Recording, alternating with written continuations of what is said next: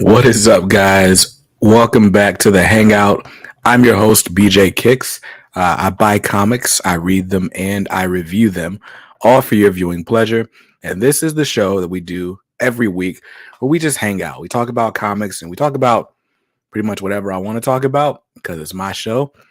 Um, but we have a lot of fun. And I've decided that this show seems to go a lot better, or at least it feels better when we got topics. But we do this show every single Thursday night at 7 p.m. So if you're watching on the replay, I appreciate it. Hopefully, we can catch you live one day soon. But for everyone who's here live right now, let me go ahead and say what's up. I see Tim's here. What's up, Tim? Uh, C. Rook says going bankrupt is bad. Yes, that is true. My man Tom's here. How's your week been? Busy. It's finally slowing down a bit, though. Finally slowing down a little bit. And then let's see. Tom's here. What's up, dude? Comic Book Novice is here. My man Morgan's here. That's Lumberjacks Morgan to you. Bunkmaster B says responsible spending. I'll show you, Kicks. Just for suggesting it, I'm buying several 1 in 100 variants that I don't even want.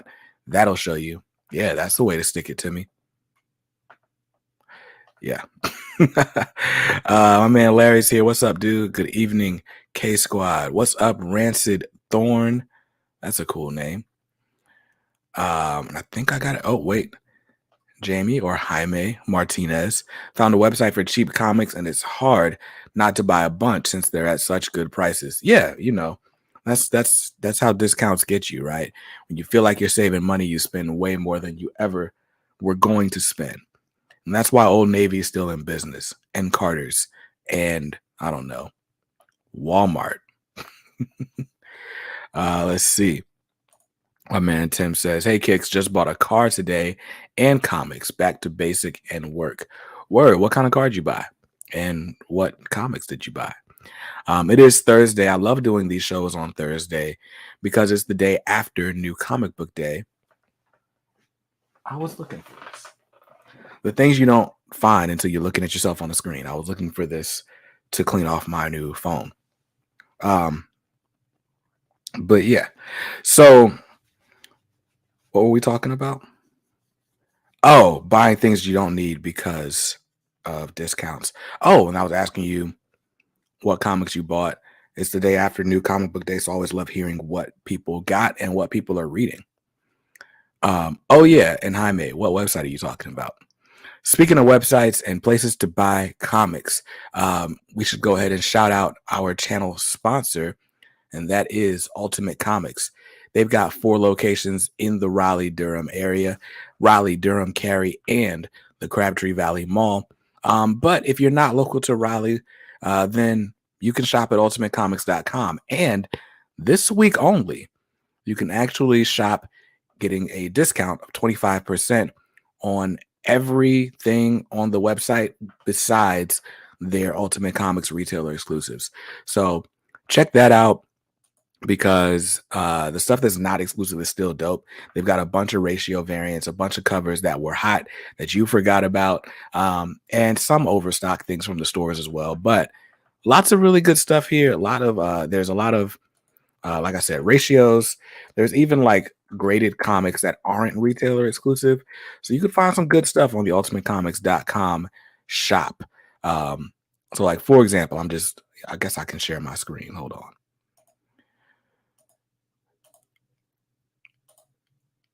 So I'm just on their homepage of their shop. They got this 1 in 15 variant for We Live. Batman, The Last Arkham.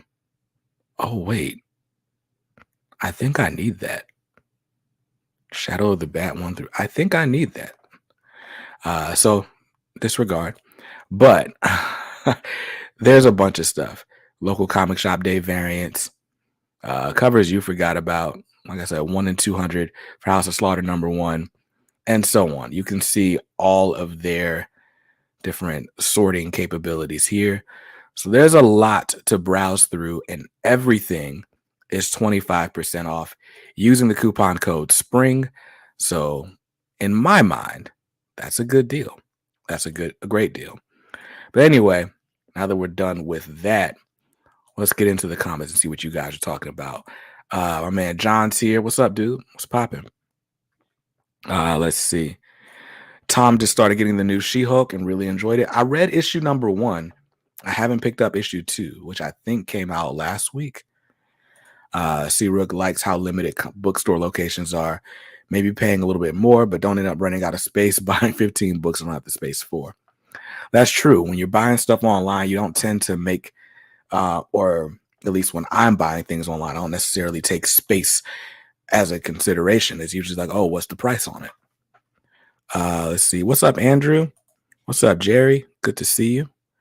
Jerry's reading the Moon Knight by Jeff Lemire and Greg Smallwood trade paperback, which came out, I think, last week and is already sold out pretty much everywhere online. So good on you for grabbing that. Let's see. It was a light week. Grab Death of Wolverine. 10X Deaths of Wolverine 5, Iron Man 18, Avengers Forever number 4. How is that Iron Man series? I don't know anyone that's reading it, and I don't really hear about a lot of people reviewing it either. C-Rook's rereading The Birth of Venoms. Got to focus on exams. Yeah, man, school comes first. I feel you. Buy it. I'm not buying it live on the air, but I'll try to buy it. John's chilling. That's what's up. Did you see Grayson Omni's getting a reprint in November? Yes. And that reminds me of some stuff I was supposed to be doing. So let's do this. Let's see if we can find the DC Comics catalog. Hopefully they loaded it the right way.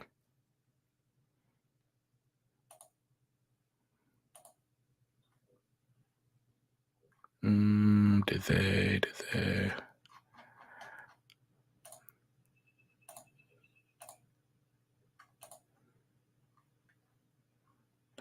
I'm just looking to see if they loaded it in a way where I can actually see all the new stuff.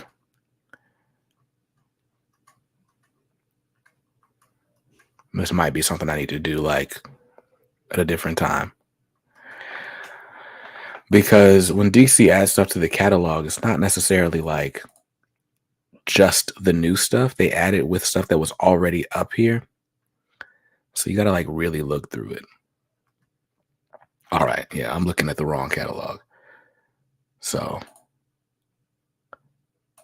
let's try this again.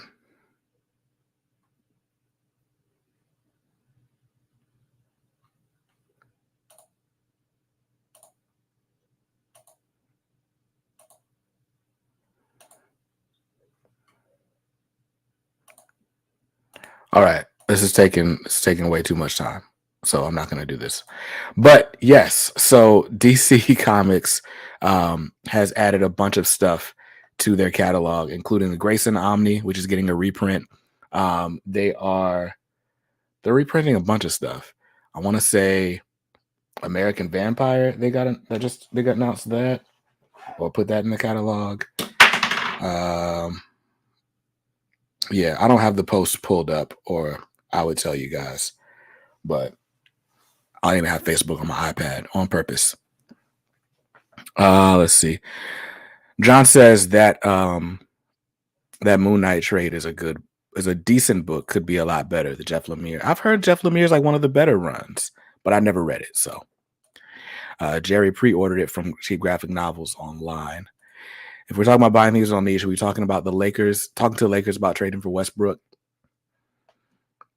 Yeah, but I mean, who are you gonna get for that money? Like, I think Westbrook's owed like $42 million next year or something crazy like that. Like, why is he the highest paid player on the team anyway? Yes. Okay, what's up, Aaron? Aaron's here. They're reprinting The Sleeper Omnibus, Wonder Woman by George Perez, and New Teen Titans Volume 1, as well as Flash by Mark Waid. Aaron, you and I might need to talk offline about how to best pull up this catalog because I am struggling. But yeah, I did see that. They're adding those books. They've added those books to the catalog. I think out of all the ones that I've seen, I'm most excited for New Teen Titans. Marv Wolfman, George Perez, to get a good start. Now the question is, are they going to reprint all 6 volumes, or I don't know. I don't even know which ones are out of print out of all those. But yeah, so I'm excited to get into New Teen Titans. I've been reading Uncanny X-Men, and the historians will tell you that Uncanny X-Men and New Teen Titans were like 1A and 1B as far as like the biggest comics of their day and the best comics of their day back when Claremont was writing X-Men. And during that Claremont run at the very beginning, Marv Wolfman was an editor. And so I'm curious to get into like those beginnings of the New Teen Titans. But obviously that's the series that brings us Nightwing and Beast Boy and a bunch of people. Deathstroke. So it's one of those things where it's like, I'm excited to get into that. Now I have this iPad and I subscribe for like $8 a month to DC Universe Infinite. So theoretically, I can just read it right now. But sometimes you just want physical copies of stuff. So, but my new rule, and we'll talk about it in a little bit, it's important to me that I at least read some of the book before I just like buy a huge omnibus or buy anything, really. What's up, Kevin? Good to see you, sir. Comic Book Novice said it was his birthday last week. His little brother got him the Ultimate Spider-Man Omni. He's going to get started on that. That's what's up. That is what's up. Comic Book Novice is 5 minutes behind the stream. Hey, get it how you live, man. If you wanted to go back and watch the whole thing, that works. C-Rook only buys runs that have finished. Where I don't necessarily, I mean, I read a lot of ongoing stuff. So yeah, I'm not necessarily like on the it has to be finished train. Real quick, while we are waiting to get into our main topic, I'm looking to see like what kind of comic book news is out right now. And let's see. Not really nothing all that great that's worth discussing. There's a bunch of talk about a deleted scene from the Batman, but I haven't seen the Batman yet, so I don't even want to read that story. Well, here's some news. The CW renewed Superman and Lois and The Flash yesterday. No word on Naomi just yet. And then let's see. It's so weird because comic book news is really like movie and TV news, and that's not really what I'm focused on right now. But yeah, Afro Sci-Fi says, "Hey BJ Kicks, I'm on time today." That's what's up.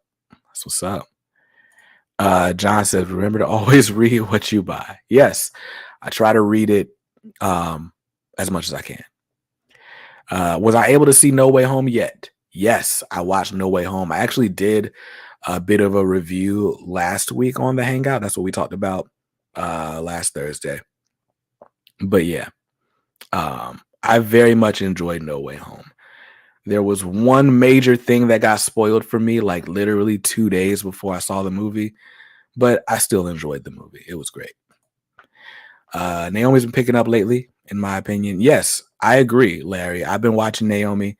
I think I'm like one episode behind, but they've gotten to the point in Naomi where they've kind of established like clear villains. Well, I shouldn't say clear. There's a lot that's still murky about that series, or at least the series of events. There's a lot of mystery around who knows about Naomi, who's on the good side, who's on the bad side, what her parents have going on. But in the last episode that I watched, I don't know if it's the most recent episode of the series, but Naomi basically got kidnapped by this lady who she thought was trying to help her. So anyway, I've been enjoying Naomi, the TV show now. It's definitely hit a stride. And let's see. Andrew says he's seen the Batman 3 times already. Yeah, man. It's so busy. So this weekend was Squeak's birthday. We did her first birthday party on Saturday, which was really fun. Um, it was a Sesame Street themed birthday party. My wife made us these like custom Elmo shirts because the shirts that we ordered for the party didn't get here on time. But we had a great time. We had a great time. Uh, but anyway, I say all that to say the month of March has been a wash, like preparing for Squeak's birthday. And then next weekend is my wedding anniversary. This year would be 8 years. That's crazy. Um, yeah, a week from Monday is our anniversary. So anyway, we got so much going on. Like I've been just running around like a chicken with my head cut off, and I've been getting so far behind on all sorts of stuff. The channel, the website, and of course my reading list as well.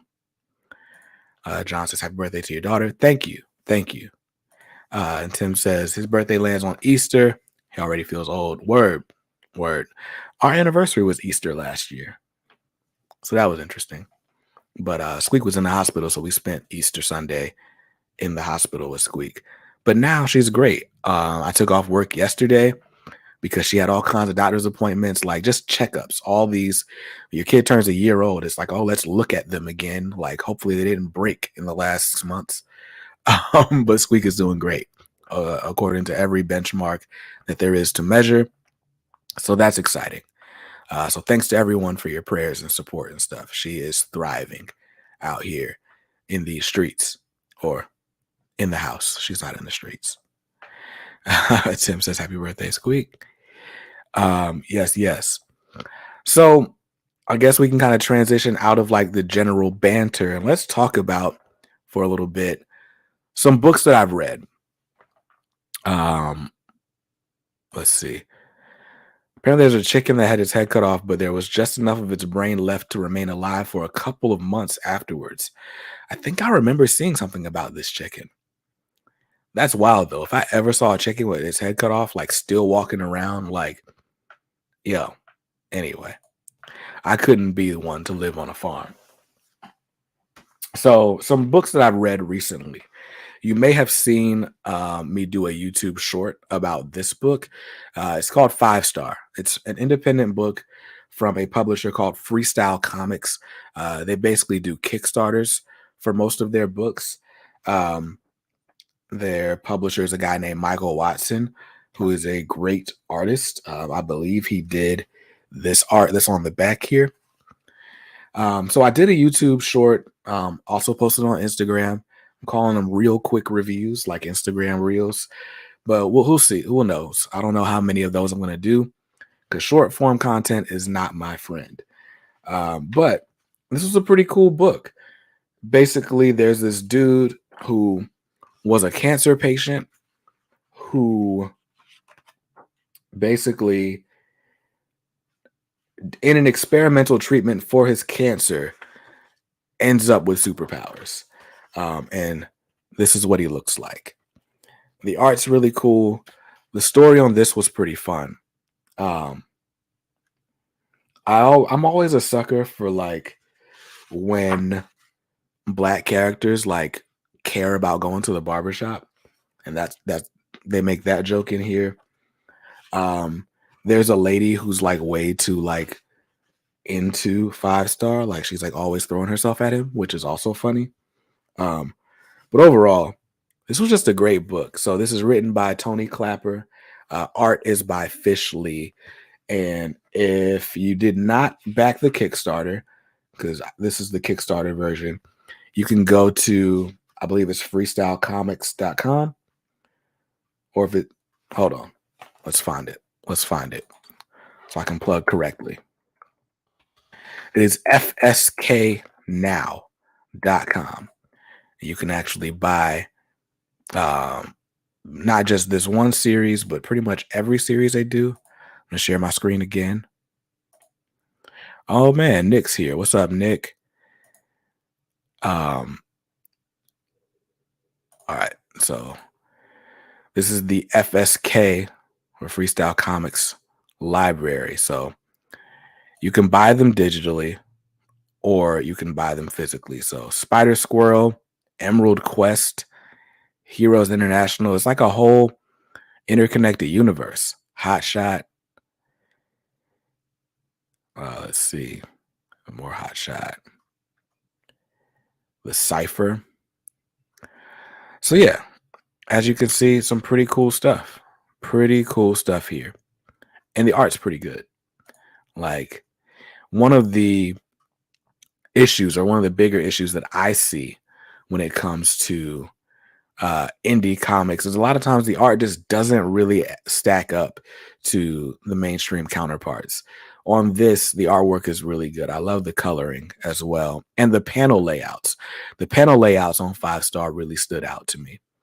Out of all of these that I haven't read yet, I'm curious about Emerald Quest, because look at that.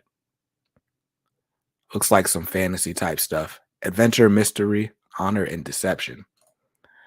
But overall, I have not gotten to read many freestyle comics, but this appears to be a very well thought out, interconnected universe. So that's exciting. So anyway, that was the indie comic that I read this week. And let's see. Toyamic Display saw the chicken without the head. He's seen a snake still alive after his head was chopped off too. That's wild. Nick says, "What's up, bro? What's up? What's up?" Let's see. John likes that cover. Yeah, there's a lot of cool covers. So again, go to fsknow.com, and that's where you'll be able to find all of these. They don't just have comic books, they've got merchandise. There's a really cool bomber jacket inspired by the old Marvel Comics logo. A lot of cool stuff. So definitely check them out. John says, first time I've seen a black character getting a cut on the cover. Word. Word. Yeah, I don't think I've seen that either. Toyamic Displays from the country. Originally, copperheads get the shovel. Listen, if I see a copperhead, I'm just running the other way. I don't care who kills it, but it won't be me, because I'm not staying around long enough for that to happen. So yeah, that's how I feel about that. But what else have I read? So I'm going to talk about what I've read in the last couple of days, and that's going to kind of segue us into tonight's topic of conversation. We are having an open discussion on how to buy comics responsibly. So we're talking about it from a budget standpoint and from other standpoints as well. Man, Skip, what's up, bro? I couldn't decide what I wanted to say, but what's up, bro? Good to see you. Yeah, I don't think I've seen anybody getting a cut on the cover before either. So yeah, let's see. What other books did I read this week? I've been trying to get caught up because, like I said, the month of March has been insane. And even before March, like basically since the new year, back in December, I went on like a mad dash to get caught up with everything. I didn't want to take a huge reading pile into the new year. And so I got caught up on everything except Firepower and Seven Secrets. And surprise, surprise, I'm backed up again. I'm backed up again. And so just earlier today, I was like, all right, something's got to give. Let's just read some books. So one series that I got caught up on today was Dark Ages. Dark Ages by Tom Taylor. I read issues 3, 4, and 5. I had already read issue 3, but 4 and 5 were new to me. And basically, there was this like being, this dude who was like a living EMP. Apocalypse decided to like weaponize this person. And it's like the whole world went dark. And then Apocalypse like basically captured a bunch of Marvel heroes to basically for his own nefarious purposes. And he's trying to destroy the world, trying to take over the world. And so, this is a story being told like in flashback, or it's being told as if it happened in the past tense. And we're just meeting a bunch of different Marvel characters who are on one side or another. But then also people are dying. Freaking Johnny Storm died in one issue. Nick Fury died. Oh, I just spoiled a bunch of stuff without saying spoilers. People are dying. There are new characters being established. Those new characters are dying. Just crazy stuff is happening. It's a fun story. It's not quite as good as like Deceased. It's definitely not as good as Dark Knights of Steel. And because of that, because it feels like a familiar formula from Tom Taylor, but it's not as good as those past works, I wouldn't go as far as to call it a chore to get through, but it doesn't feel necessary, is the way I'll describe it. But even with that being said, there's a lot of interesting things that happen, like visually interesting things, like Ant-Man riding Fing Fang Foom. Very cool. Um, Miles Morales being taken over by both the Carnage and Venom symbiotes. Also, Deadpool being the star of issue number 5. It's really cool. We're gearing up for the final battle in issue 6. One other thing that's cool though, and people are gonna, it's definitely like a form of social or political commentary, but this whole subplot, it's not really a subplot, but there are refugees from Europe being taken in by Wakanda. And T'Challa is like making sure that the Wakandan borders stay open to all of these refugee Europeans against the wisdom or counsel of maybe some other people in the Marvel universe, namely Storm and some others. So that's interesting. It's just the idea of there being a bunch of European refugees coming to Africa for safe haven. I thought that was interesting. But overall, Dark Ages, a good series, one that does not feel needed when you got so many other books on the pull list. But this would be a very fun series to revisit in trade. Let's see. C-Rook says that's weirdly topical for today. Weird coincidence. Yeah, because this book came out months before this whole Ukraine thing. Oh, by the way, what came along with my copy of 5-star number 1? Some prints. And if I'm not mistaken, each of these prints is by Michael Watson. And they are all looks into like different characters from the Freestyle Comics universe. So also really cool things that I enjoyed that I didn't know were coming with the package. So shout out to Freestyle Comics. What else did I read? What else did I get caught up on? Devil's Reign. Devil's Reign, I'm still enjoying. We're getting closer and closer to the end. I think issue 5 came out last week. What happened in this? Oh, wait. I didn't get caught up on this because I'm looking through it and I'm like, wait, I didn't read this. I put this in the pile so that I can get caught up on it. Let's see. Officially Unofficial Geek says, hi, happy Thursday. What's up, Carrie? And Prayed has been reading a lot of Spawn recently. Yes, that's something I read. So I read The Scorched issue number 3. This is the B cover by Todd McFarlane, homaging Jim Lee.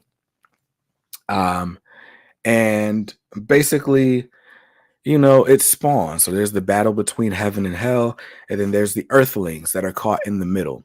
So there is this Earthling who's trying to like kill the hell spawns, and his son figures that's not the way to go about it.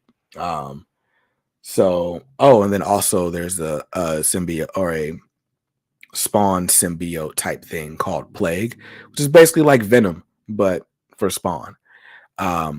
Overall, this was a cool issue. Like, there's a lot happening, but just reading it, it almost just feels like they were just writing an excuse to draw cool stuff. And the art's by Steven Segovia. It's good. It's not amazing though. So it was just like, you know, this was one of those books that's like, I don't need to be reading this, but it was definitely good enough to justify its cover price of $2.99, and you get the cardstock cover, nice quality paper. So it's really hard not to buy Spawn titles because they at least deliver everything you expect them to deliver. But again, when you got a pull list as long as mine, it's like, does this help me understand anything else I'm reading? No, because it's its own self-contained thing. Is the self-contained thing better than anything else I'm reading? No, but it looks cool sometimes. And that's where I am with Spawn and the Scorched and all that. Nick says he's thinking about starting Spawn. If you are, the best place to start, according to the letters page in that issue, is 296. 296 gives you the history of Spawn. It's a two-parter, 296 and 297. And then 298 and 299 is like the road to 300, this huge like battle between heaven and hell. Spawn gets a bunch of new powers and finds a new ceiling to his limits in issue 300. And then the story kind of kicks off over again from there, from 301 onwards. Most recent issue of Spawn that came out was 327.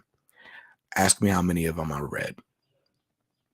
But also the new Spawn's universe, like there was the Spawn's universe one shot, and then King Spawn, Gunslinger Spawn, and The Scorched were all brand new titles that spun out of it.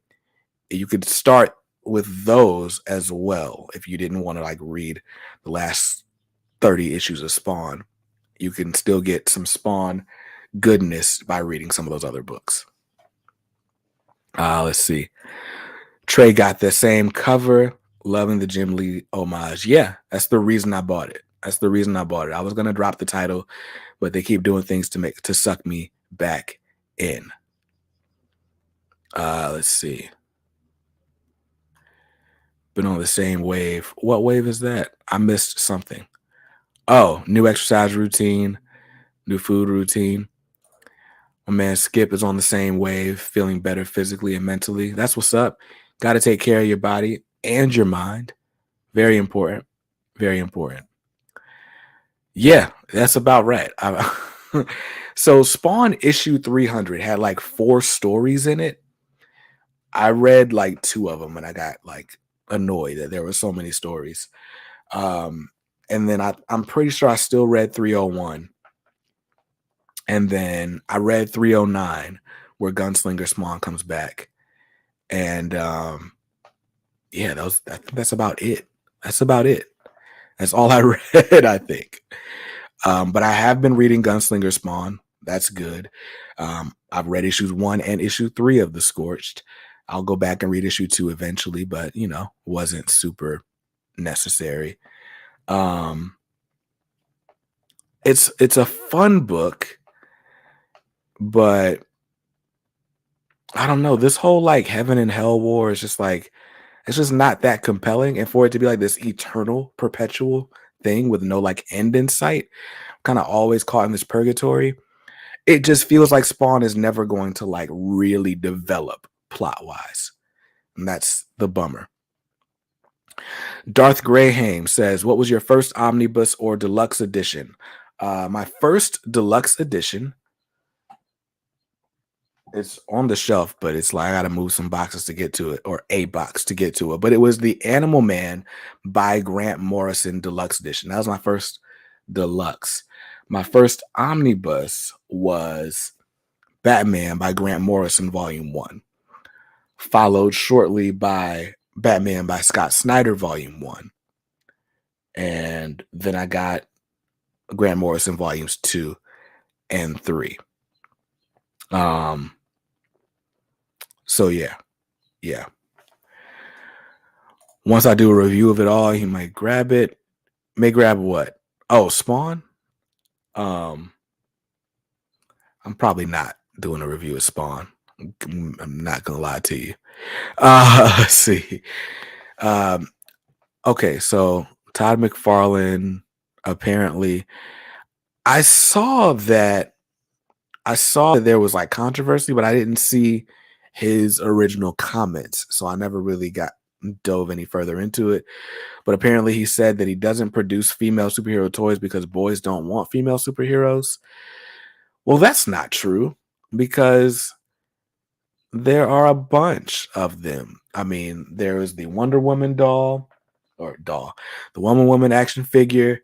There was like three different Wonder Woman that are still on the shelf at Target. Um, I just recently saw they did a Catwoman.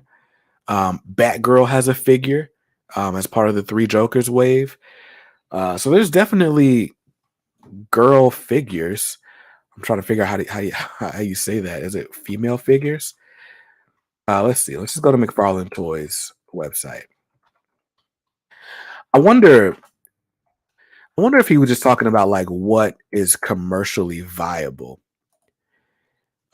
which is always a tough question because it's like there's what's noble, there's what we want the world to do, and then there's what the world tends to gravitate toward. So when you're talking about like representation on any front, that tends to be what you run into. Like, no matter how much we feel like the world should look a certain way, when that thing is put out there, people don't necessarily buy it. All right, I'm 3 pages, 3 pages in. Okay, well, see, here's Harley. That's a Harley statue, not an action figure. So let's go to DC Multiverse instead of DC Direct. Um, yeah, I mean, by the way, these are all like new wave stuff. As you can see, they're all in the pre-order status. So we got Catwoman. We got Zoe Kravitz Catwoman from the movie. We got Wonder Woman from Endless Winter, a series I did not read, by the way. I might need this Green Lantern from the Endless Winter. Do I really need it? No, because it's the same as the figure I already have, but he's got a sword instead of the Gatling gun. So I'm a sucker.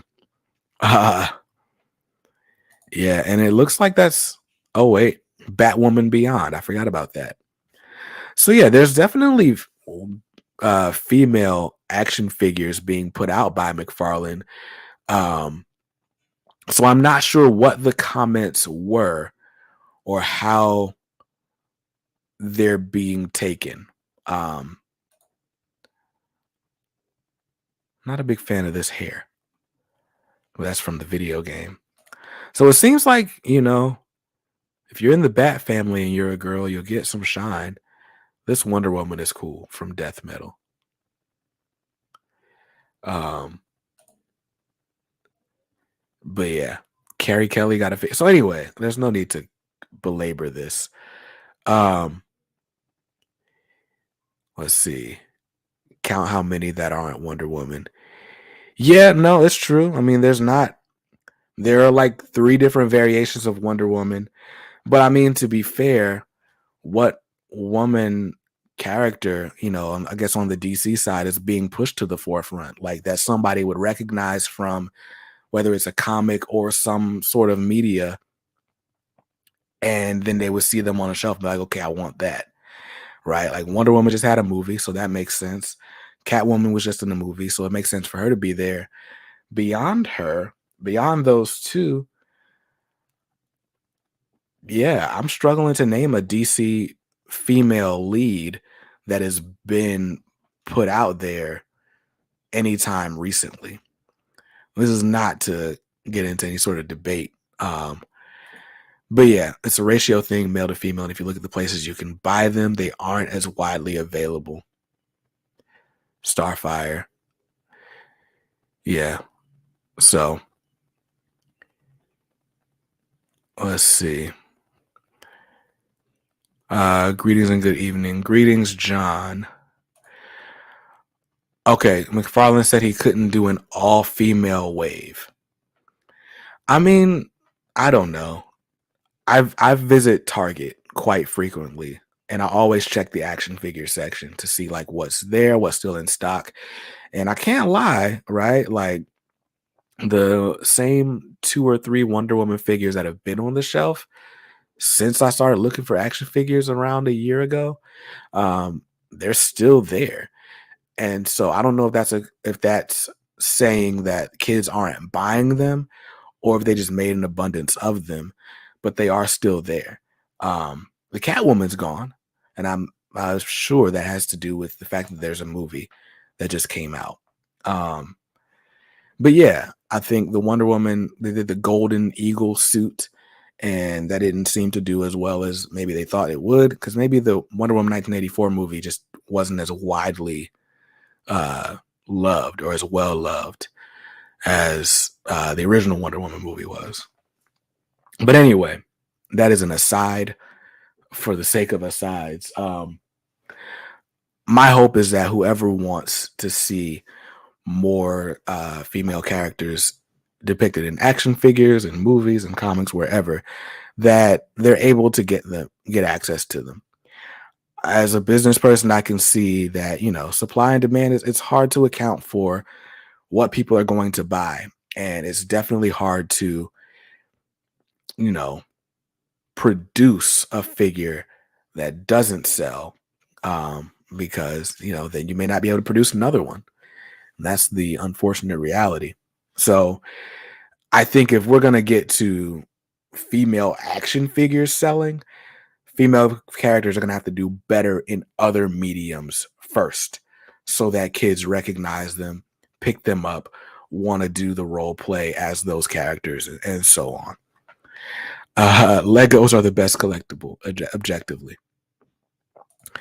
I'll have to check out this interview. Send it to me in the on Facebook, because you're in the K Squad. I think McFarlane knows what sells statistically, and that may be how he's focusing that comment. I don't know. I know it's also licensing. I don't know how much free reign Todd gets for what characters he wants to do. So there's that. Darth Graham says, I'm thinking of starting a channel where I talk about comic books, movies, and music. Any advice? If you're going to do it because you love it. Because chances are, if you're doing it for any other reason, you're not going to see fulfillment for a very long time, and you'll quit anyway, because that lack of fulfillment can be very disheartening, right? So if you make a video every week, I would expect you to go like a whole year with your video getting like a few dozen views, right? But eventually you kind of build momentum, you figure out like what content you like to make. And by the time a year goes by, you've also figured out a little bit what people want to see from you. And then you can double down on that and things start to grow from there. I'm not saying that nobody's going to be good after a year, or you're not going to find success until a year in. I mean, we're just over a year in on this channel. But I had the benefit of, having another channel for years prior to starting this one. But yeah, so the biggest piece of advice I would have for you is, if you're going to make content because you love it, because chances are nobody else is going to love it for you. And beyond that, just have fun, be consistent, establish what your goals are early, because then you can kind of more easily determine whether or not you're actually reaching them. If you do things aimlessly, you'll be aimless, right? But if your goal is just, hey, I want to have some fun, build a community, talk about things that I like, maybe find some other people that like it, you can do that without being like some huge YouTuber. So there's not the pressure, So there's all sorts of ways to approach it, and they're all going to depend on what you want out of it. And then beyond that, just don't cheat yourself. Like, if you're going to commit to it. Do the work, consistently do the work, and eventually you'll start to get more out of it that you're putting in, or it's commensurate is my point. But anyway, that's my advice. I did a whole video. We did a stream a few weeks ago, might have been a couple months ago, in regards to what it's like being a comic book YouTuber and my advice for comic book YouTubers. So definitely go back and watch that stream, and see if it's something you still want to do. Gamer Emporium uses his tablet and reads comics for the story and characters, saves space and money. Yes, we're going to get into that very soon. What's up, Marcelo? Marcelo, you're the Edelweiss catalog god. I need to know how to best find the new DC catalog so I can show people. Um, because as it stands, I don't think I'm doing it right. But anyway, thanks for the wisdom. I'll definitely check out the stream. Thanks, man. Thanks. Did I read anything else? I read all the Dark Ages. I read The Scorched. I read, I don't know. Oh, I read the 5 star. I think that's all of like the most recent books. So I have been, let me show you how behind I am. I did read this issue of Spider-Man. This is issue 88 Beyond. I have not read issue 89 or 90. And if I'm not mistaken, we're on 93 is the one coming out next week. So I'm very behind on Spider-Man. I read X Lives of Wolverine #5, or X Deaths, excuse me. I don't know where my copy is, but I read X Deaths #5. That came out this week, and it wraps up the series. Now, I've been telling you guys I'm not reading X Lives because I misplaced issue #2, so I'm gonna go back and read X Lives later. There was something apparently that happened in X Lives #5 that tied into X Deaths #5, and I think I missed a little piece of information, but I was still able to follow along pretty well. The long story short is that Moira X is a villain, and they handle Moira in a very interesting way, and it sets up some cool things to come.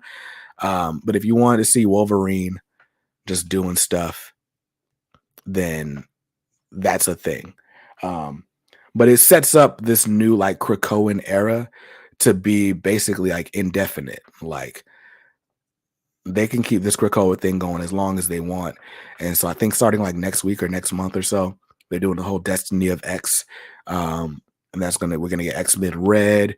We're getting a bunch of new series coming out of this, spinning out of this new era of X-Men. And the X Deaths of Wolverine #5 just kind of help put that out there. Yeah, I don't know where my issue 5 is, so I can't even like read the whole new thing. Catalog's not up yet. You can browse. Oh, it's on the PRH page. Okay, that makes more sense. So maybe we'll look at that in a little bit. Moira isn't to be trusted. Who would have guessed? She was totally trustworthy in Hoxpox. Honestly, I kind of called it. Where so me being behind on like all the comics ever brings me to tonight's topic of conversation, which is responsible comic buying. And I'm going to put that on the screen. So now we're talking about responsible comic book buying. And I wanted to have like a discussion, like get some ideas from you guys, and maybe we can workshop this together, like what it means to buy comics responsibly. Because for a very long time, my definition of that would only be based on budget, right? If you can afford the comics, buy all the comics you want, right? Pay your bills and buy your comics, right? That's kind of how I felt about it. Um, and I'm actually working on a video for the channel where I kind of explain how I pay for comic books, but the short version is this, right? Um, my job pays for my life. So everything like, in my house is paid for by my day job, and everything in like my comic book hobby and other stuff, whatever play money I want to have, that comes from side hustles. That comes from doing marketing work for people, running ads for people, and any revenue that I can generate from my YouTube channels, whether that's ad revenue or money from actual sponsorships and stuff like that. So, in general, my philosophy is like, work hard, play hard. So if I go out and earn a big check, I'll probably go out and buy a big comic or an expensive comic, so to speak. Um, and so that had been my philosophy for a minute. But here recently, after the second time of like looking around and finding myself surrounded with comics that I bought, but didn't get a chance to read. Now I'm like, oh snap, there's a whole other element of this responsible comic buying thing. And that is, am I going to have time to read it? Whether I have room in the budget or not, do I have room in the time budget? Right. So, as of right now, my current comic book reading on my pull list, I'm averaging about 10 books a week, right? Because my budget's $50. Most books are between $4 and $5. So, it's usually about 10 books that'll get you to that limit. 10 books a week. And consistently, I'm probably reading 3 or 4 books a week. And it's worse when there are weekly events, weekly series. That's what got me behind last time, was trying to read all of Ten of Swords, for example, and keep Ten of Swords canon in my head. So I'm reading like 3 issues or 2 or 3 X-Men related issues every week, as well as at the same time, I think Death Metal was going on. So trying to keep track of all of Death Metal and all of those tie-ins. Everything else that was on my pull list was just sitting in a stack. Like, I'm not reading this right now. I got to focus on X-Men and Death Metal and Three Jokers and whatever else was happening, right? Joker War, all that. And here we are again. We started 2022 with Detective Comics being weekly, The Amazing Spider-Man being weekly, and the X Lives and X Deaths of Wolverine for the last 10 weeks being a weekly series. Thank God for the printer delay, or I'd be another week behind on Amazing Spider-Man going into next week, right? So it's like we've gotten to a point where it's like, yo, I don't have time to read these books and raise a family and run a YouTube channel and do my side hustle. So we got to cut down again. So I'm asking you guys what you do to keep your pull list at a manageable level, both financially and from a time constraint standpoint.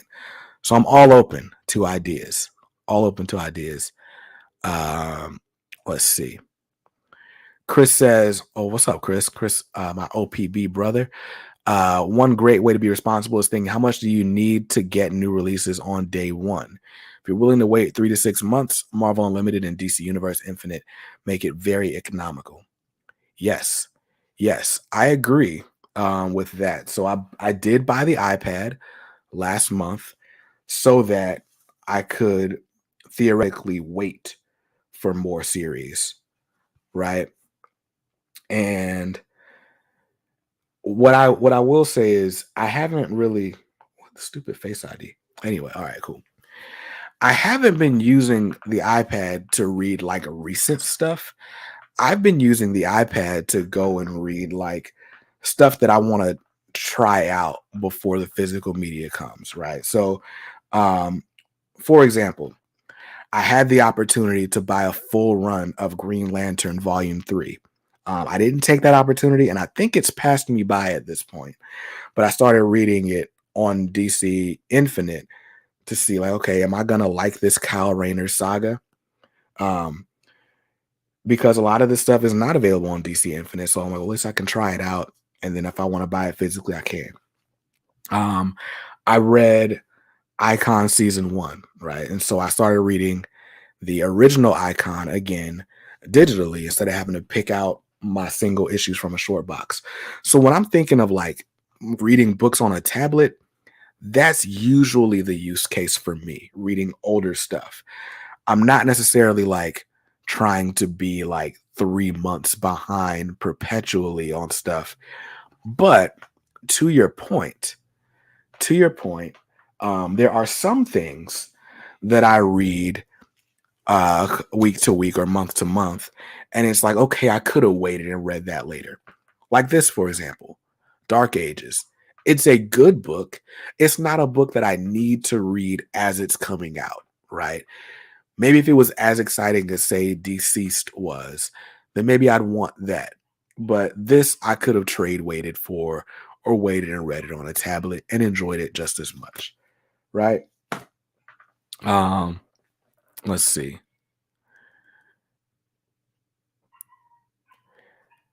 Tim says, what I learned when I visited Tampa Bay before I collect the comics, always read it before I buy it. That's that's a good practice. I think that's harder with like modern stuff.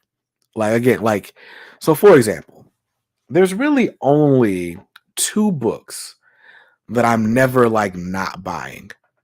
Well, three.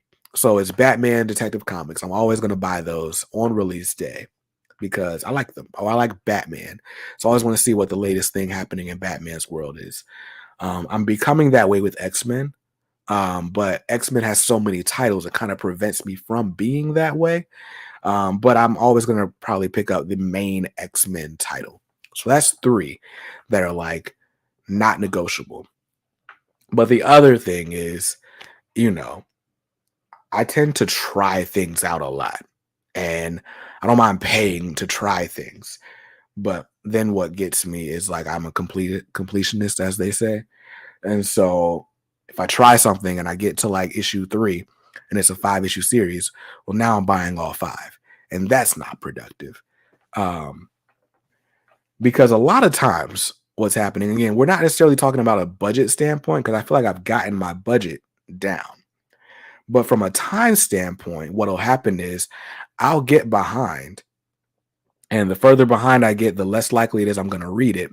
And by the time I decide to read it, it's already out in trade or it's already out on Marvel Unlimited or DC Infinite, or so on. It's like, okay, well, I definitely could have just waited. Could have just waited. Skip started following creatives more than characters and publishers. That makes sense. If I wasn't like trying to buy every Batman book, I could wait for like every James Tynion book, for example. And, that would be way easier on the pull list. Just thinking about how many Batman books there are versus how many James Tynion books there are. Skip tries to buy only books he absolutely loves, as opposed to things he feels like he has to read for continuity. Yeah, that's the part. That's the one. Because I'm such a fan of like mainstream superheroes, I get stuck in continuity a lot. Let's see. Marcelo says one thing he's been doing is maintaining a spreadsheet of his collection and reads, as well as metrics of percentage read, issues/pages of books read monthly. Help stay away from stuff I might never get to read.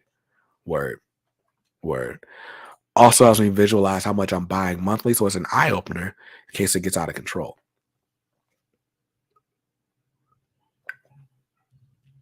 Word. Let's see. It's hard to keep to. End up binge reading series when I can. Oh, my bad. I missed the first link. So I'm an action figure guy as well. It's hard to juggle both reading and action figures and action figure photography. I'm swamped with stuff to read. I've made a schedule, but it's hard to keep to the schedule. End up binge reading series when I can. Yeah, so a lot of times to get caught up, I will binge read a series as well. Like for example, I'm looking at the last 3 issues of Justice League that are right here under my desk that I plan to binge read once this stream is over. And this is basically the whole Justice League Dark, Leagues of Chaos storyline that ended last week. And then the next issue is going to be the Death of the Justice League, but that's by Josh Williamson. Right. So I'm going to read this. Now, with DC, it's a little bit harder to skip out on stuff because DC Universe Infinite is not going to have this for 6 months, right? With Marvel, that 3 months passes like that. Like if you're 3 issues behind on a comic, it's already right there on the tablet, right? So, I feel like if you're not a big DC fan, it might be easier for you to stay digital. Let's see. Tim says, read it before you buy it. Again, very loudly. I feel you. It's staring at me. Should I burn it before I buy the hardback? What are we talking about? Oh, Avengers Prime, first 3 issues.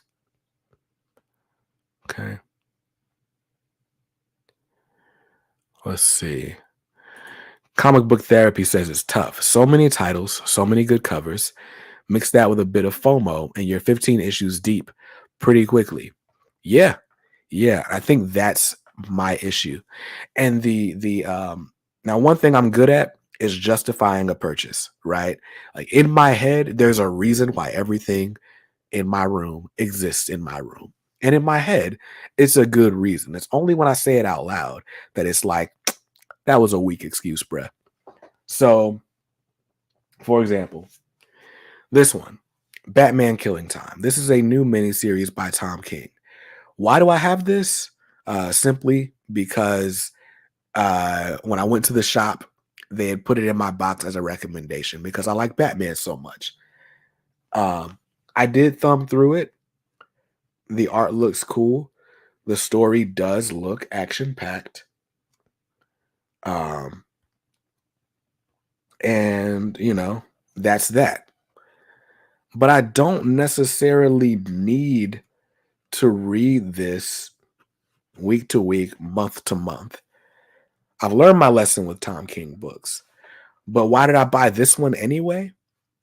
Because I was like, oh, well, I can just read this real quick and review it for the channel. Did that happen though?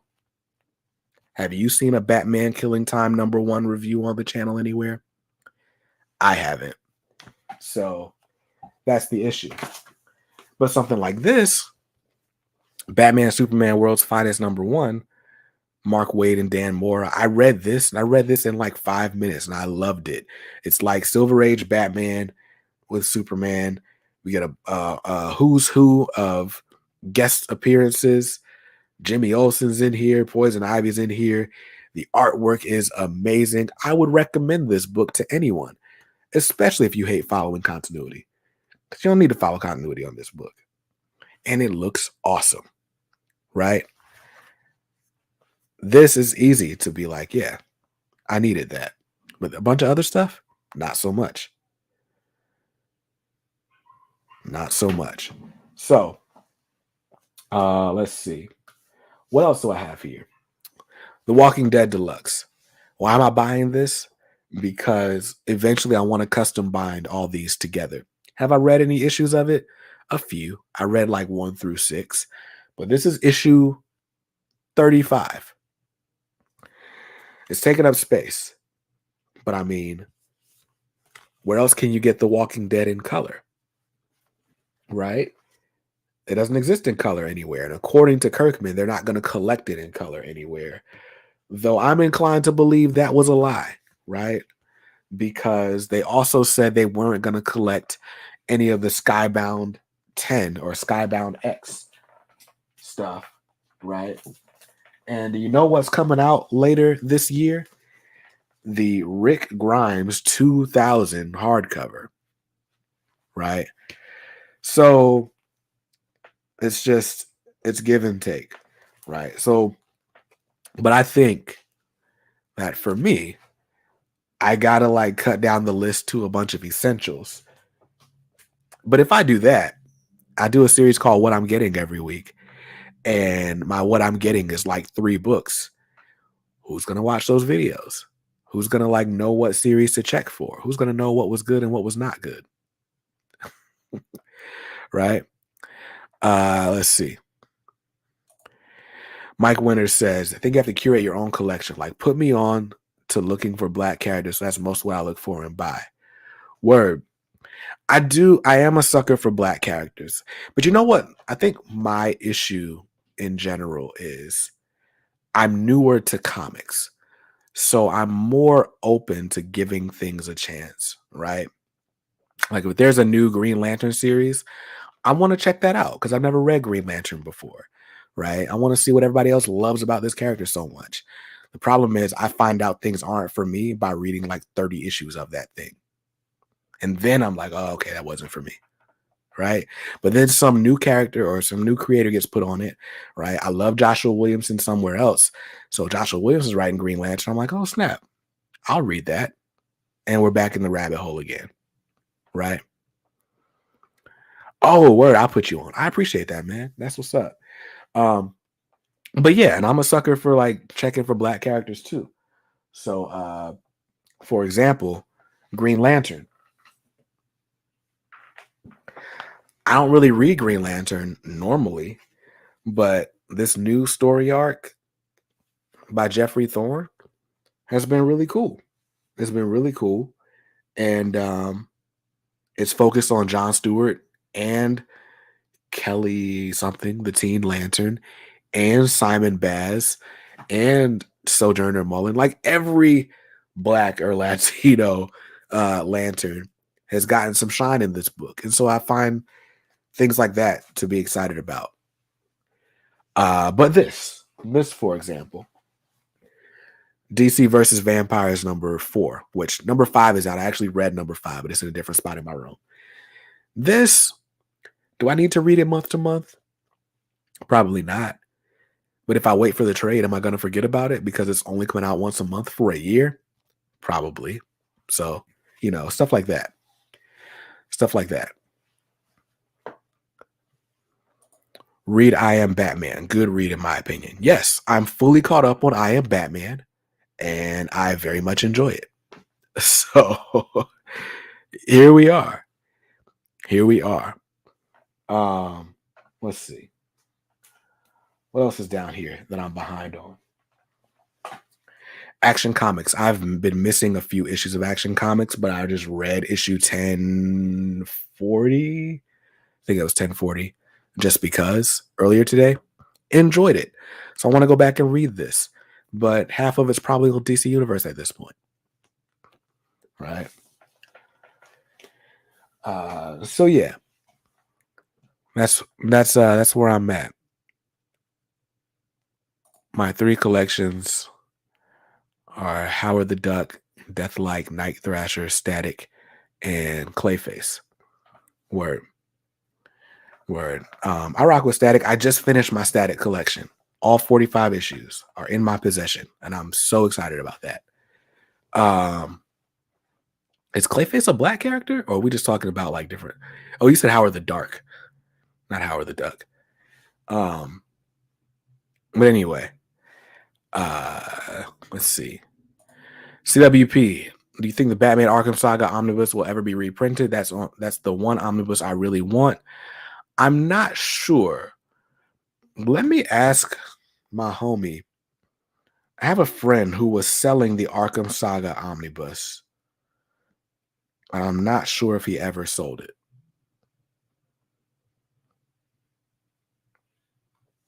So, CWP, if you're in the K Squad, like whether it's on Discord or on Facebook, message me so I can look at that for you.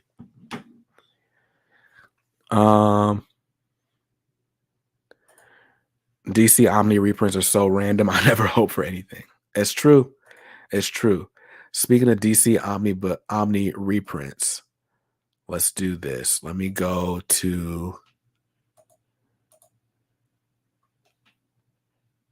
I'm on the the PRA Penguin Random House website, and let's go to. What am I tripping? I'm clearly tripping. Oh, here we go. DC Comics graphic novels. And let's look at not already on sale. Let's go to coming soon. And let me show you what's coming so you guys can see what's being reprinted here late or here soon. So, okay, the Batman Killing Time hardcover comes out in December. What are we looking like? Okay, super new, so late stuff. So this goes all the way up to December of this year. So, Batman Catwoman hardcover comes out December 13th. The Death of Superman Deluxe Edition comes out December 6th. In case you don't want to buy the whole omnibus with the return and all that, and the funeral for a friend, that's cool. Let's look for Omnis though.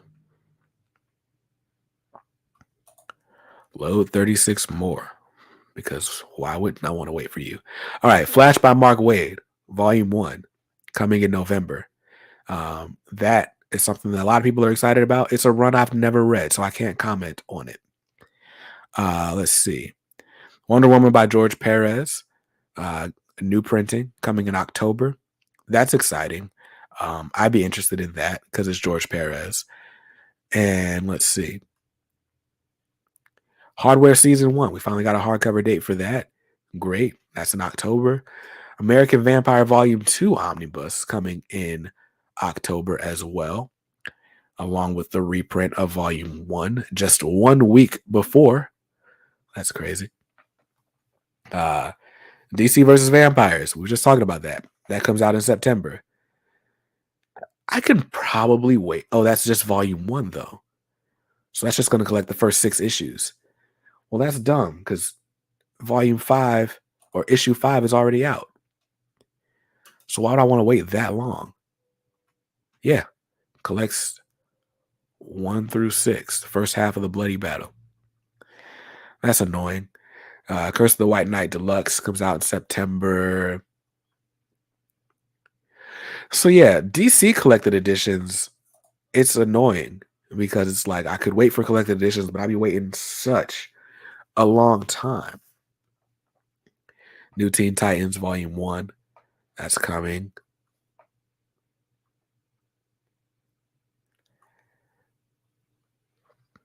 Oh, we're getting a new deluxe edition for Hush. The copy that I have is a 15th anniversary deluxe edition. Now we're getting a 20th anniversary deluxe edition. We're also getting a Punchline hardcover. I'm assuming that's taking all the backup stories from Joker. Animal Man getting a reprint in August. I Am Batman Volume 1. So that's the first 6 issues of I Am Batman coming out in August. And we could be doing this all night, but that's really not the purpose of this show. Excited about Icon and Rocket, though. So, yeah, there's a lot coming out, and they are random. They definitely feel random to me. But I will say I'm excited that we're actually getting reprints because for a second it looked like DC wasn't putting out collected editions. You know what I'm saying? Let's see. So Skip says, to get back to our discussion for the evening, I've also made peace with the fact that I'm going to miss some series that I would like. But as long as I'm fulfilled with what I'm reading, that's okay. That's a great philosophy to have. That's why I'm quick to stop a series after a few lame issues. That makes sense. Let's see. Time is precious and too limited to suffer through what I'm not loving. Word.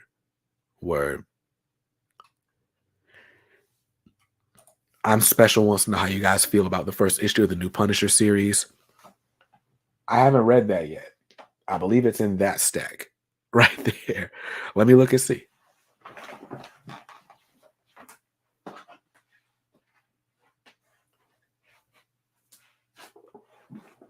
I am drowning in comic books.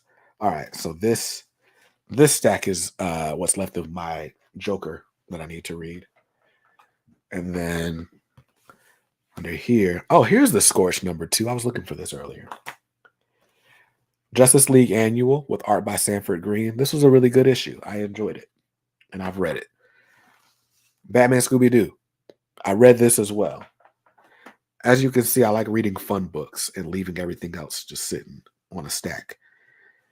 I might as well leave it sitting at the store, right? All right, here we go. The Punisher, #1 by Jason Aaron, a bunch of other people. Haven't read this yet. Cover price was $5.99. I could have saved $6 if I wasn't going to read it. Spawn 327 that I bought just for the cover. Spider-Man 92. I need that. I need that in my current reading pile. And let's see what else is over here. Strange Academy. I'm behind on Strange Academy, but they're not collecting it in any format that I would want to actually read it in. Devil's Reign 5, I read that. X Deaths of Wolverine, I read that. Yo, I forgot to read Naomi.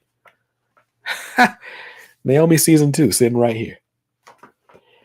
Let's see. What else is here? Radiant Red. I haven't read Radiant Red yet. And as a matter of fact, there's a bunch of Radiant Black and Radiant Red that I have not read.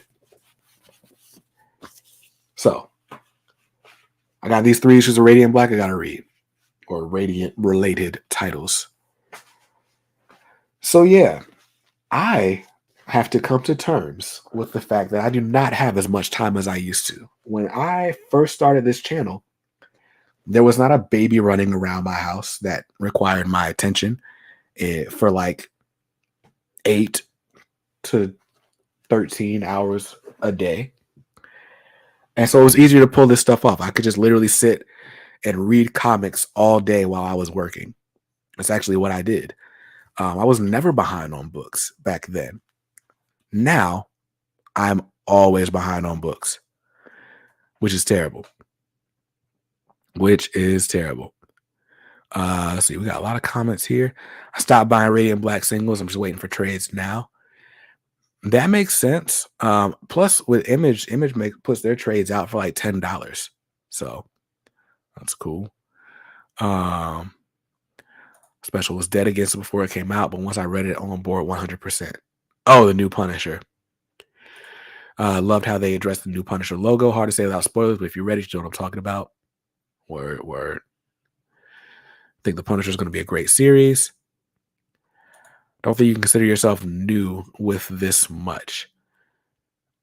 Oh, because I buy so many comics, I can't be considered new to the comic book hobby. I've only been reading comics. This free comic book day will mark 3 years that I've been reading comics. But I will say my comic book fandom accelerated greatly during the pandemic. So the last 2 years out of the 3, definitely ramped up my purchases. I only had like 3 to 4 omnis before the pandemic started, before the world shut down. And everything you see here has been since then. That's wild. So, Punisher, I gotta read. Let's see. I will say, you read a lot in 3 years, or you read a lot in 3 years. Soon you won't be new.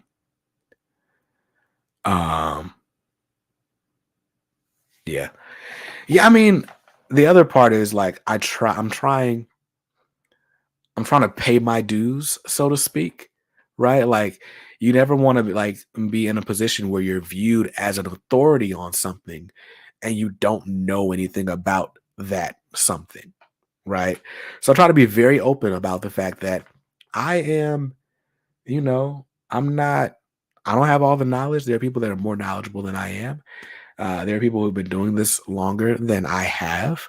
There are people that are better than this than I am, or better at this than I am. And I pay my respects to those people. But I think I have been in there long enough to kind of know what I like in comics. And so now it's time to get out of this mode of let me try everything.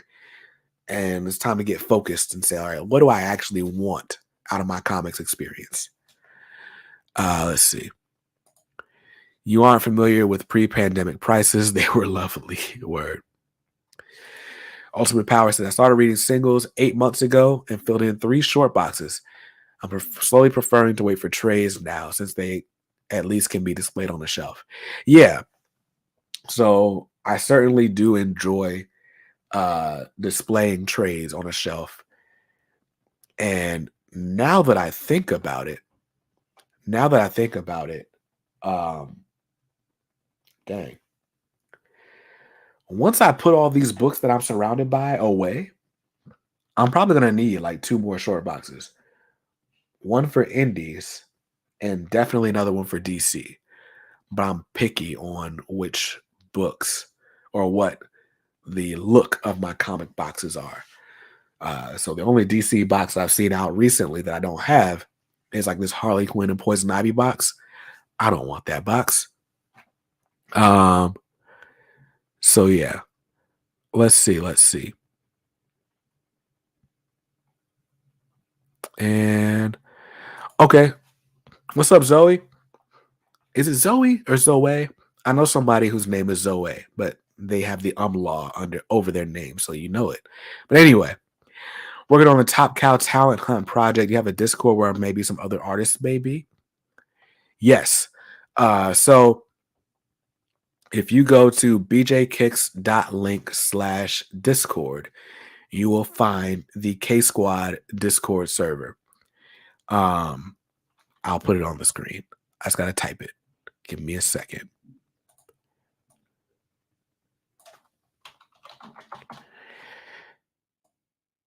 All right.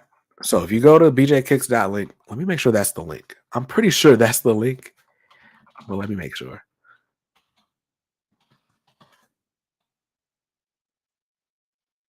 Yes. So there are 134 members in the K Squad right now, and 21 of them are online. We actually have a fan art section in the K Squad, or fan art. I don't know what it's called, a chat, what a thread topic. Skip, help me out. What are these things called? So, oh wait, I got new mentions in here. Where at? Oh, somebody's saying no such thing as a responsible comic spending. Oh snap! Skip's back in the server. What's up, dude? So anyway, yeah, join the Discord. And even if you don't join the Discord, Zoe. Okay, cool. Thanks, Zoe. But also, if you don't join the Discord, you can join the K Squad on Facebook, where every Friday we do a creator showcase. And so there are a lot of people who show off their art skills on the Facebook group as well. And the Facebook group, we're getting close to 700 members. So if you're looking for talent, you may find more talent on Facebook just because the Facebook group is bigger. But they're both private communities. So you don't have to worry about, like, I don't know, dumb people saying crazy stuff in the comment section and stuff like that. We tend to weed all that out on Facebook and on Discord. But we'd love to have you there. We would love to have you. What? Where are my keys? Oh, they're right there. No problem, you're good. That was my daughter asking for my car keys. What am I more active on? Let's see. I'm pretty active in both. Discord is more like an ongoing conversation, and I feel like I can kind of pop in and pop out a little bit quicker than I can with some other stuff with Facebook. Like with Facebook, I feel like I have to have like time, and I go in and check out what everybody's got going on. Whoops. So also, I just got a new phone. Had to upgrade because the charging port on my iPhone 10 wasn't working. So now I have an iPhone 13 Pro Max because the trade-in, I got like $700 off of this phone, and I got one for my wife for free, which in my mind, that's an amazing deal. But anyway, I'm going to the groups. I'm in the K Squad. Okay, we're close to 600 members, not 7, my bad. And I just try to jump in and comment on stuff whenever I can. So yeah. The Mario Mushroom Sound was the Ultimate Comics live show. That's what I was watching before I jumped on here. So yeah, I'm pretty active in both because in the Facebook group I have to kind of moderate a little bit more, and on the Discord I can kind of like throw stuff in there without formatting it super well or whatever. Comic book therapy. Have a good night, sir or ma'am. I'm not sure. Thank you for joining. Man, 4 a.m. That's crazy. Thanks for watching. Thanks for staying up late with us. I appreciate it. Let's see. Skip says, I'm glad that you said that about knowing what you like. No dues to pay. As long as you love comics, the real comic book lovers accept you for where you're at and just want to share the love back. That's true. I appreciate that. Yeah, for me, I have a respect. It's not even about like the community that I'm trying to have respect for. It's more so about like the medium, the creators, right? When I have these conversations, I want to be able to have them with like as full a historical context as, is reasonable, right? Comics have been around well over 80 years. I'm never going to read every comic that ever came out. But if I'm going to be like, oh, this run on Batman is the best, right? Well, I got to be able to say, like, as compared to what? So there's certain things that I want to be able to have a deep knowledge of. And there's other stuff that I still at least want to have like a passing knowledge of. But yeah, it's time to drill down a little bit further. Trey says, your dues were paid a long time ago. Just because you haven't been in comics for a long time doesn't mean you don't know about the medium. You created a great community as well, K Squad. Much appreciated, sir. Much appreciated. So yeah, let's kind of echo the same thing I said. I'm a big fan of history, right? Before I got into comics, I was always into like podcast interviews and like how it's made and blah, blah, blah, all that stuff. So when it comes to comics, I mean, I'm a nerd. I would have been a nerd with or without comic books. But because it's comic books and there's so many of them and they got cool pictures, I'm like inject it all into my eyeballs. I can't fill my house with it all. So I bought an iPad and that'll help me read up on the history and stuff. Let's see. I find it exciting going to the comic book store each week. It feels special. I agree. I love my weekly comic book trip. It's true. BJ got me into Milestone. That is, I love being able to get people into comic books. That is awesome, right? If I put you on a Milestone, that's even better because they're my favorite. So, like, actually, I have some other Milestone stuff coming. Oh, speaking of Milestone, if you are into Milestone books, I am getting rid of a bunch of duplicates this Monday night on Whatnot.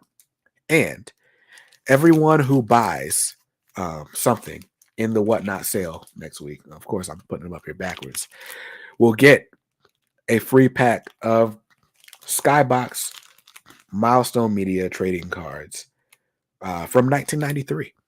Sealed packs. I got like 36 of them. So we'll do one per purchaser. But yeah, so that's going down this Monday night, or this coming up Monday, the 28th at 7 p.m. on Whatnot. So check the link in the description of this video for that. And let's see.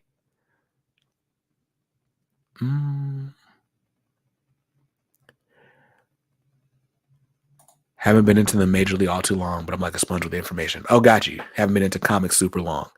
That makes sense. Tim says, all the time I had, my comic book project starting to take shape, and I love it. Word. I'm ready to see like what that's all about. Rotonum Lightning needs a second house just for comic book storage. Ooh, I don't know about that. My dream scenario, I was just talking to my wife about this.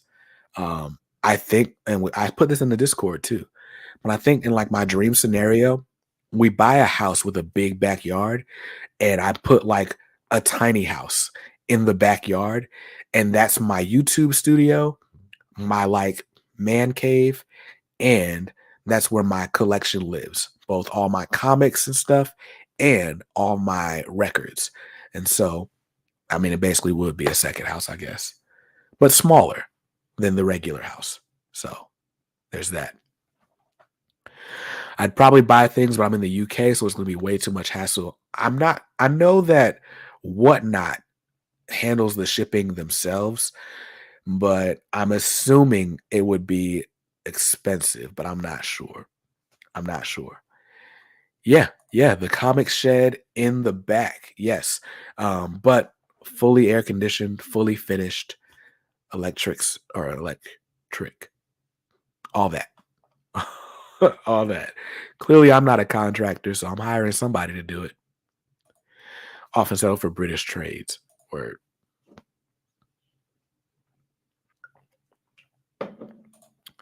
So yeah, where are we at? So yeah, we've been talking about being responsible with comics, and me coming to the realization over the last, I don't know, 3 weeks or so, that I have been buying comics irresponsibly, regardless of the fact that I have not gone over my budget, right?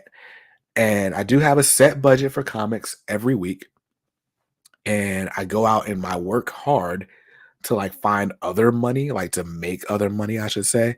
And that's what I buy like my omnis and stuff like that with. Even still, there are times where I will reach like the upper limit of my budget. And in those situations, it's like, all right, it's time to sell something. So I've been preparing for this whatnot sale. I'm going to be selling off all my milestone duplicates next week. And then sometime in April, probably toward the end of April, I'm going to do like an actual whatnot sale where I'm selling off some collected editions, some single issues that I've purchased over the last 2 to 3 years, because I got to make room in these short boxes. So there will be like 5 to 6 issue runs, like different story arcs that I'll be selling. Some, fun covers. I don't really buy key issues like that, so I wouldn't tell you to expect like a bunch of valuable books, but there'll definitely be some great reads in that whatnot sale in April. But let's get through the milestone Monday first. So that's this coming up Monday at 7 p.m. Is this channel monetized? It is. The channel is monetized. So I do get some ad revenue, and that pretty much goes into my comic book budget. Um, my other channel's monetized, and that goes into my comic book budget as well. How easy is it to sell on Whatnot? That's a great question, because this will be my first Whatnot sale. I know as far as getting in as a seller on Whatnot, you got to apply, and they're taking to they're going to ask you for your seller history. So like if you have like an eBay account, for example, they're going to want some screenshots from your eBay account, as well as your like social platform, right? They're looking for people who have access to a large audience, because I guess the thought process is the more people you have, the more buyers you're going to bring to the platform, and therefore they're going to make some money. So that's the application process. Once I applied, it took 2, maybe 3 weeks to get approved to sell, but I haven't read it, or I haven't sold anything up there yet. I am, like I said, I have been getting inventory together, doing some other stuff. So my first sale won't be until this coming up Monday. I'm in Canada, so all the cheap websites like In Stock Trades and cheap graphic novels are not worth it for $20 shipping and $20 to $30 taxes for heavy books. Sheesh. But oh wait, never mind. I was thinking of what's the guy's name? Is it Silver Kyle on YouTube?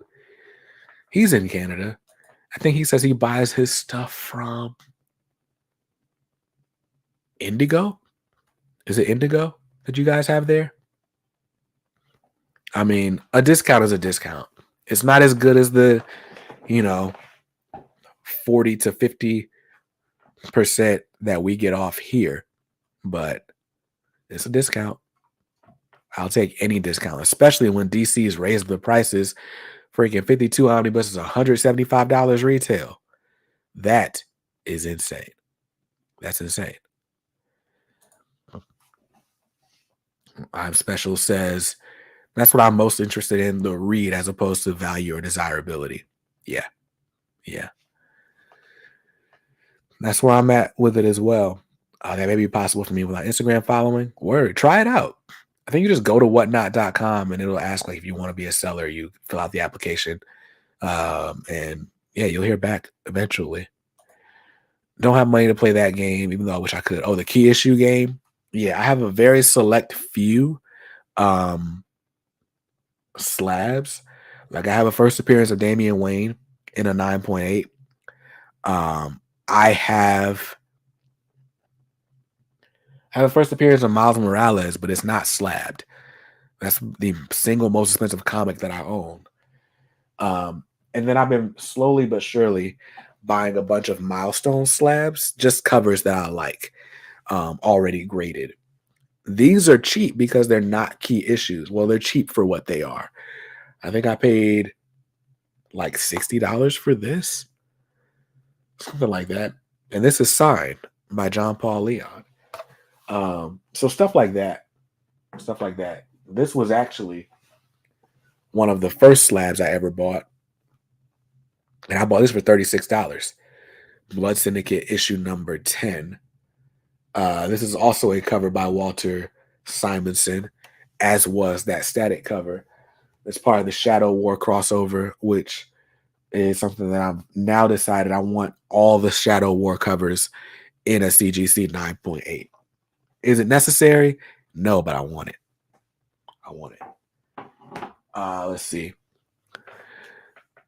Just got issue 19 of Static, but I want 18 where the logo changes. Do I have an issue 18 coming up for sale? I don't think so. I don't think so. Have I slabbed and graded my Ultimate Fallout 4? No, I'm afraid to put it in the mail. So I'm probably going to buy a Gator Guard. Gator Guard is these things right here. Probably going to buy a Gator Guard and put it in there and then call it a day. That's most likely what's going to happen with my first appearance of Miles Morales, because I don't need it to be graded. Miles doesn't mean as much to me as, like, say, Static does, but I still like the character, and I'm excited that I have his first appearance. Speaking of first appearances of Miles Morales, it'd be too much trouble for me to go get this out of the closet, but 5,000 subscriber giveaway, 5,000 subscriber giveaway is coming up soon. I mean, by soon, I mean whenever we hit 5,000 subscribers. And one of the things you'll be able to win is a first appearance of Miles Morales, the Ultimate Fallout 4, the second print variant, where he's like holding up the mask, the Sarah Pacelli variant, I believe, in a CGC 9.6. That'll be up for grabs, along with a Miles Morales little mini PVC statue. So don't say I never told you about nothing. Details on that giveaway will be coming soon. I got a separate video where I explain the rules and how you can enter to win some of that stuff. And once we get 5,000 subscribers, I'll set a date for that live stream and it'll be fun. It'll be fun. James Tomlinson, what's up, dude? What is up? Hey, comic fan. Let's be real. It already looks like a 9.2 to a 9.8. Are you talking about my first Miles? I don't know. I don't know much about grading. I've never sent a book in for grading. So, like, if there's a book that I want in a certain grade, I'd rather buy it already graded. But with a book like Ultimate Fallout 4, that's just not happening. That's like a $3,500 book in a 9.8. So, yeah, it's just not going to happen. And let's see.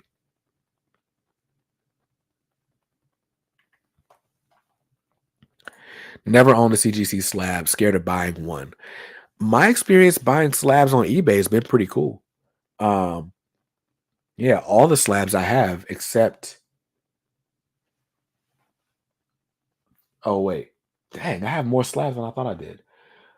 I'm looking at one for Batman 86. That was a gift to me from one of my comic friends who's local. A Spider-Man or a Miles Morales cover of Marvel Voices Legacy that was gifted to me by a brand that I collaborated with, the Kraken's Horde. Rest in peace to the Kraken's Horde. That Static Season 1 behind me, I bought that one on eBay because that was super cheap, and I like that cover. The Spawn beside it was also gifted to me in exchange for promotion by the Kraken's Horde. And then that's all that's on display in here besides the Static and the Blood Syndicate that I just showed you. And then I've got Superman, I got a Daredevil that I believe is the first appearance of Elektra, and 2 others that I was supposed to use to do a CGC drop test, and I still haven't gotten around to doing that. So those are all the slabs I have. None of them are like particularly valuable. They're just books that look cool that I like looking at, and that's pretty much it. The only one that I would say has any significant value will be the first appearance of Damian Wayne, and as last I checked, that's only like $150 book in a 9.8. So still pretty cool. Spider-Man 300 would be beautiful to own. I agree. I thought about getting my Spawn 300 Spider-Man homage cover slabbed.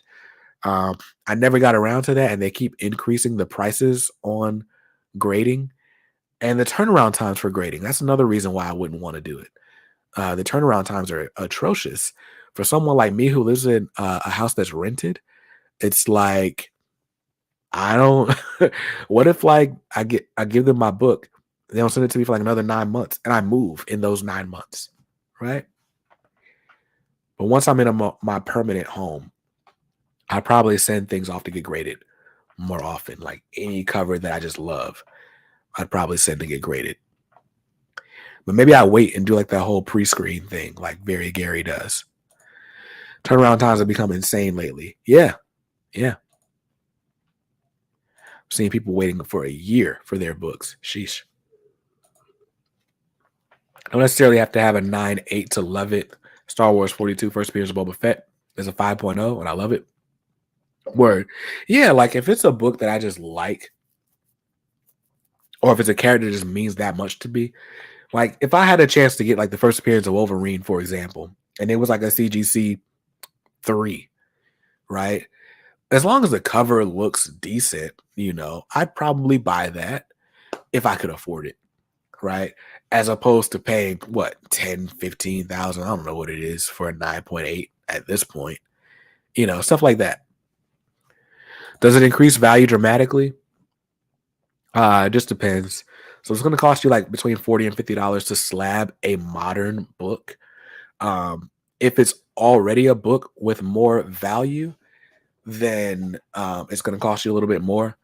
Does it increase the value? If it's a key issue, absolutely. Question: are there any 10s? Yes, I have seen one with my own eyes in person. They do have gem mint 10s. I don't do a lot of grading, but remember, you can submit it through your comic shop if they have an account, and it's cheaper, as well as location remaining the same. That is a great point, because Ultimate Comics does have an account with CGC, as does the comic book presser, and I could have it delivered back to Ultimate Comics. That's a great point. So I have to look into the prices. There's a few books that I want slabbed. Just covers that I thought were really cool.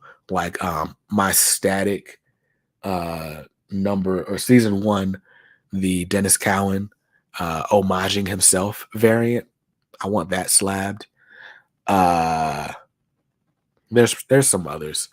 My first appearance of Punchline, I want that slabbed. Yeah. I'm sure I can think of others, but we'd be here for a long time. So, yeah, I think we've pretty much hit the topic. I don't know that I don't know that we resolved the question of how to buy comics responsibly. I think all this ended up being was me admitting to you guys that I have a problem buying comics that I don't necessarily need. I think that's what happened here. I mean, this was my stack from what? Well, no, some of these are. Oh, yeah. Basically, my last, I don't know, month and a half of comic book purchases is all around me, and I got to get a handle on it. It's gonna take me. You know what? I'll probably do this. It's gonna take me taking like 2 to 3 days off of work and just sitting down somewhere, just reading my books back to back. And that seems like a fun way to use some vacation time. And I got so many vacation hours at my job. I'm probably going to do that. But hey, hopefully, even though I don't feel like I, helped myself much, hopefully you guys watching me realize how many comics I'm behind by. Help deter you from buying stuff that you don't need. I guess I should hit the financial aspect of responsibility. If you can't afford comics, don't buy comics. I think it's just that simple. And look, before I was into comics, I was into sneakers. I once ran up a credit card, like maxed out a credit card, buying sneakers. It did not serve me well. But I've been in a situation where I lost a job unexpectedly. And then all of a sudden, some of the sneakers I was able to sell, some I wasn't because I read them, right? Comic books are just as fickle.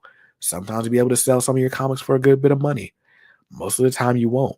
So I don't say this to be condescending or anything like that, but I will say it's very important, right? Like to not spend money if you don't have it. I've been there. I've been the one spending money I didn't have. I'd much rather be spending money that I do have. And that's kind of where I'm at now. But even still, there's a point where you're like, all right, I could be doing something else with this money. Right. So lucky for me, I have a wife who can kind of keep me in check. Right. We have conversations all the time about like what are the priorities and the goals for the family. We establish those goals. We put whatever money toward those, and we set aside an amount that we can play with every month. And if you don't have enough to play with, find a way to make money, right? That sounds so crazy.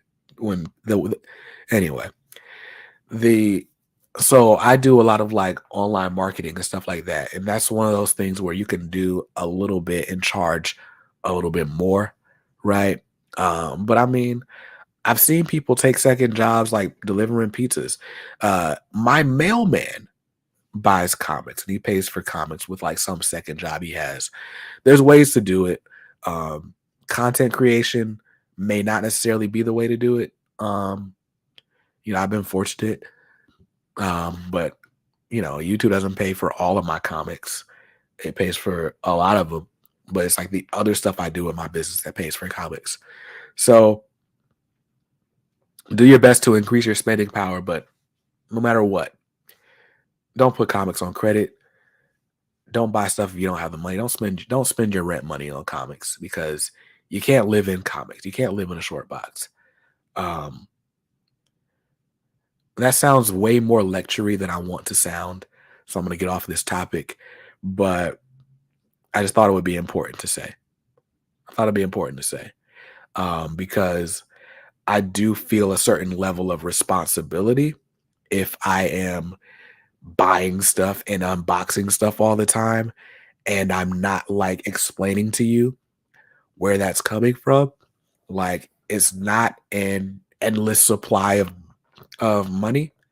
And what a lot of times what you don't see behind the scenes is, I went out and got some extra work. I went out, did like some one-off projects for people. Or, I sold something to make room for something else. That happens all the time. But like I said, I'm going to do a whole video about how I pay for comic books. That's coming later, sometime, maybe next week. I think I could make time for that next week. And as Zoe says, go for digital options if money is tight. Absolutely. Marvel Unlimited, Comixology Unlimited, DC Universe Infinite. There are other services where you can pay a low monthly fee and read a whole lot of comics on a tablet. I got a video coming about those soon as well. So, yeah, I'm Special has a cleaning job after the work that gives me $400 to save and spend each month. Yeah, man, do something like that. Like, yeah.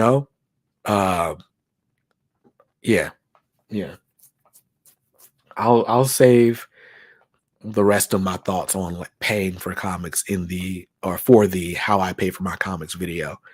But obviously financial responsibility is a huge part of responsibility in general when it comes to a hobby, whether your hobby is sneakers like it was for me, um, comics or whatever it might be. You gotta you gotta weigh you gotta weigh that out. Mojo Quiz says there's a couple of sites out there you can read online for free too. That's called piracy. And while I won't advocate for piracy, I can acknowledge those websites exist as well. So where there's a will, there's a way. Got a squeegee bottle and a rag. Gonna hit the busy streets. Word, word. So yeah, man, that was the show. This was me being irresponsible with my comic book purchases. It's not all bad though. It's not all bad. Yo, I forgot about this. This is another book on the Radiant Black stack. See, it's out of control. It's out of control. There's that library app that Bunkmaster talks about where it's free and legal. Yes, Hoopla. Hoopla is the library app. I tried using Hoopla in my area. It doesn't work. At least not yet. Supposedly the library is on it, like they're trying to fix it. But as of right now, hasn't been working for me. I just got stacks and stacks of stuff that I need to move. Oh, snap. I got books I need to put away that I haven't put away from like the last couple of hauls. Supermassive was fire. That's good to know. Zoe's got to go now. Is Radiant Black good? Yes, Radiant Black is very good. I'm almost caught up on Radiant Black. I haven't read any of the spinoff titles yet, but Radiant Black itself is a great series. I love it. But yeah, they had the Supermassive one shot. They had some other one shot. Where did I put it? It's not in this stack. I don't know where it is. And then they had Radiant Red came out last week. So the Radiant Universe is now a thing. And I got like 4 books to catch up on now. For real, check out libraries too. Sometimes they have trades I haven't read. Word. Skip says part of the reason I haven't been around much is because I need to focus on reading. Yeah, a really simple way for me to get caught up would be to do less YouTube videos. Like that would be a very simple way to get caught up. But that's another thing that's been happening. I've been getting sponsorships on my other channel. And while sponsorships sound great, they also mean that you have to make content. So I've been researching and reading. I've been all in like music business world and not like in comic book land with my free time. Once I quit my job or maybe get a different job, that was another thing.